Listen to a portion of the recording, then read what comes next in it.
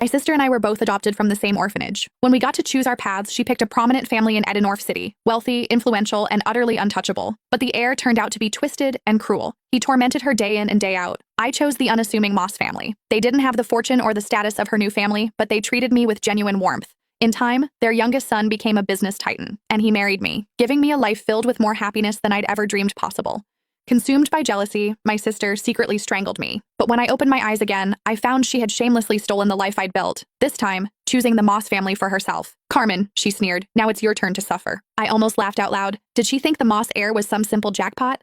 I opened my eyes on the very day my sister Hazel and I were to be chosen for adoption. "I'm very obedient, and I can do all the housework. Please pick me," Hazel simpered, putting on a show of perfect innocence as she clutched the hand of Brad Moss, the Moss family's youngest son. So, she was a reborn too. "Girl," said a refined woman, her voice cool with confusion, "I thought you said you liked our family." She was Alexander Moreland's mother. The Morelands were the first family of Edenorf's elite, though the heir himself, Alexander, was nowhere to be seen. "I changed my mind," Hazel retorted, shrinking behind Brad as if he were a human shield. "Is that a crime?" Mrs. Moreland's face tightened. "Such a fickle child is unworthy of the Moreland name." Then her gaze softened as she turned to me. "You seem like a good girl. Come with me. We have a son at home you'll like." I simply nodded and took her outstretched hand. A triumphant gleam flashed in Hazel's eyes, as if she'd just won a great victory, but she had no idea. While everyone feared Alexander's eccentricities, I was far more terrified of Brad, a guy as cold and venomous as a snake. In my last life, I had spent years desperately trying to escape his grasp.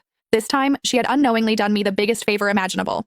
As Mrs. Moreland stepped outside to get the car, Hazel sidled up to me, her eyes full of contempt. "Enjoy your new life, Carmen," she whispered.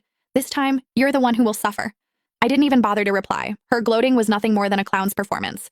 She thought she had secured a fresh start, but the joke was on her. She hadn't escaped a fire. She had just jumped headfirst into a hell far more brutal than she could ever imagine. After I arrived at the Moreland estate, Mrs. Moreland gave me a private suite and hired a small army of tutors for piano, dance, and etiquette. She was gentle but frank. "Sweetheart, I'll be honest. I adopted a daughter to find a suitable match for my son. You must apply yourself. Alexander returns from abroad in a month.